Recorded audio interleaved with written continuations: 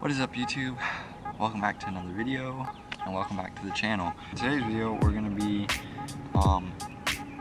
actually getting into this this front bumper here. As you guys can see, it's really loose and like it's not even at all lined up. Like everything is really bad with this, and the headlight's not even lined up. So actually in today's video we're going to go ahead and put the bumper together, so that way this is all set. And probably in the next video we'll be doing the coolant leak, fixing that. So yeah, without further ado, let's get right into it. Alrighty guys, so we actually made a decent amount of progress. It wasn't a lot of work, but we got this in as far as I can get it in right now. I don't think I can get it any further in, maybe in a little bit more here. I'll go grab the screwdriver and do that and push this in, but then we just gotta figure a way how to screw these in. And yeah, alrighty guys, so we got the front bumper on there, and the gaps aren't very lined up very well. As you can see here, it's coming out here, but I don't really care right now. Point is, the bumper's on, it's not going anywhere. The grill's on, that's not going anywhere. This doesn't line up like at all. I have to keep pushing that in. I might have to find a way to screw that in. This is screwed in, but it also moves a little bit. And then over here, this, you can see that's not at all aligned, like whatsoever. So yeah, we did that, and then let's see if I can open this. So then we swapped this on this. So this one was originally over here, and we swapped that to over here. So that way the hook will hook onto this, and it doesn't rest on this pipe right here, or this tube as much. So yeah, that's on there now. So next we got to figure out the coolant leak, which is going to be in this area, and I think we'll do that in this video, just because this video isn't a very long video. So I think we'll do that tomorrow. I'll see you guys tomorrow, and then some updates as to why we're pushing so hard to get this done.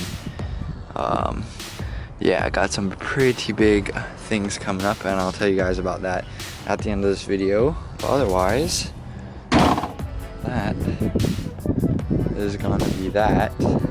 At the moment, there is a check engine light for Misfire and cylinder 4 again, and I'm pretty sure that it's the same problem that we had before we took the engine apart.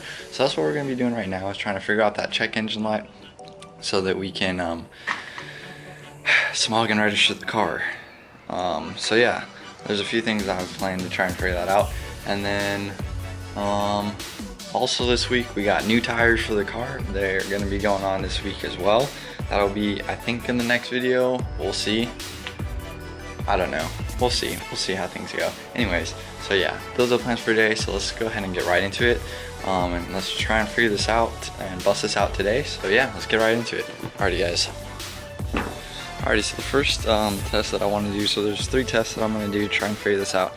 The first test is I'm going to go ahead and put the Nord light test from one of my last videos right here. I'm going to get one of the lights, I'm going to turn the car, and so while the car is running, I'm going to go ahead and disconnect the fuel injector and plug in this light to make sure that the computer is sending the correct signal and make sure that the light's blinking. So that's going to be the first test that we're going to do. So first of all, I'm going to make sure that I have the right light out, that way you know, I don't have to disconnect the fuel injector for too long.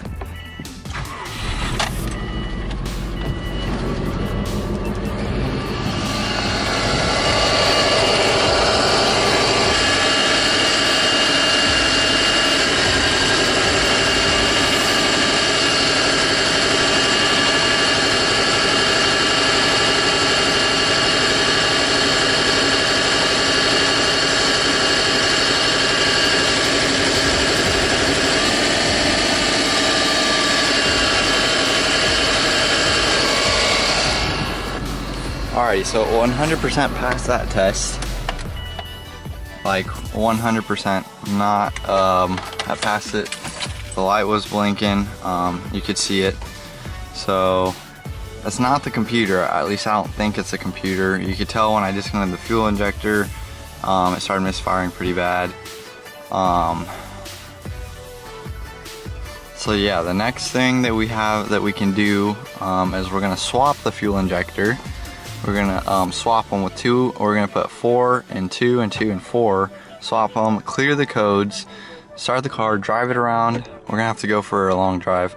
Drive it around. Actually, I gotta go fill up with gas before we go drive around, but we're gonna drive around and see if the code will come back. And if it does come back, see if it moved with the fuel injector. And if it didn't, then we're gonna go ahead and try the coil. We're gonna swap the coil to see if it'll move with the coil. Alrighty, so we got the fuel tank open here. It just took me 30 minutes so that I could get the fuel relay unplugged right there.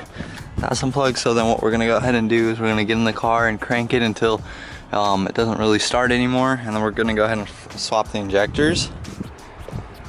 So, if I can find my keys. Hop in the car. Boom.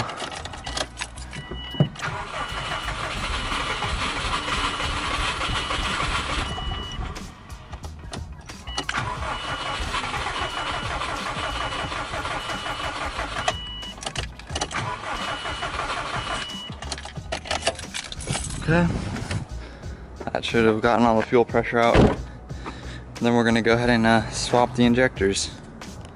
Alrighty, so we got these 2 fuel injectors out, and this is gonna be number 2 cylinder. This is 4 cylinders. We're gonna go ahead and swap these. I'm gonna put this in number 2 and this one in number 4. I'm gonna go ahead and clear the codes, and then my neighbor's driving by. Once we clear the codes, then we're gonna go ahead and drive it. We're gonna go for a drive and see if the code comes back in the same cylinder. And if it does, then I don't think it's a fuel injector's I don't think it's gonna be a fuel injector problem, but we'll see. I was gonna do the coils first, but I could not get the coils out. There's like no room for them to come out.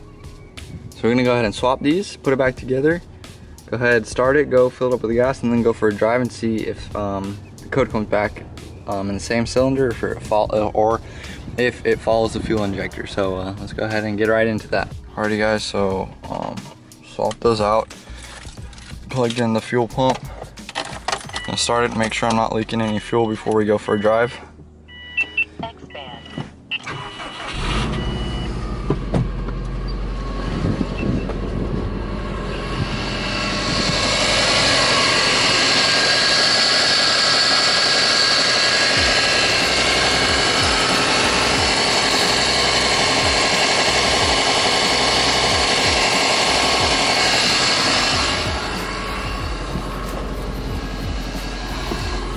Alrighty, so no fuel leaks, so we're gonna go ahead and clear the codes, go fill up with gas, and then go for a drive.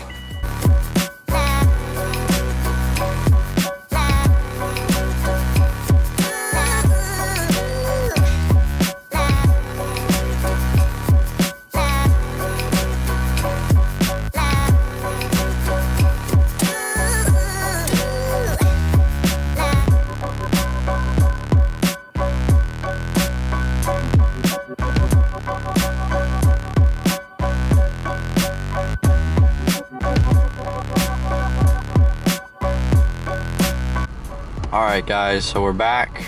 There was no codes after that drive. I turned the car off, went inside, changed, grabbed some water and stuff, came back out, turned the car on, and look who is back. Yep, the check engine light is back. So right now I'm connecting the scan tool to my phone so that we can go ahead and take a look at what our codes are gonna be. Misfire. Alright, let's look at the freeze frame first. Okay, so it looks like open loop, load, long-term fuel trim. Holy cow. Yeah, so I'm running extremely rich because I'm at negative 15.6, which is what I was at before, and I'm thinking that that has to do with the misfire. that I'm at negative 15.6 for my fuel trim. Yeah, and the code's set when I started the car. Alright guys, so I think this is where I'm gonna end the video. I got some people coming over. We're gonna do like a little video shoot with the car. Probably in the next video, if we can figure out in the next video this week. You guys will also be seeing the tires. The new tires are gonna be on the car this week as well, so that'll probably be in the next video as well. Anyways, if you guys are enjoying the content and want to see more, want to see me go drive more and stuff like that, I'm starting to get to the point where I can start doing that more. So if you guys are liking the content, go ahead and hit that like button, and don't forget to subscribe as well. It helps a lot. Anyways, I'll see you guys in the next video. Peace out.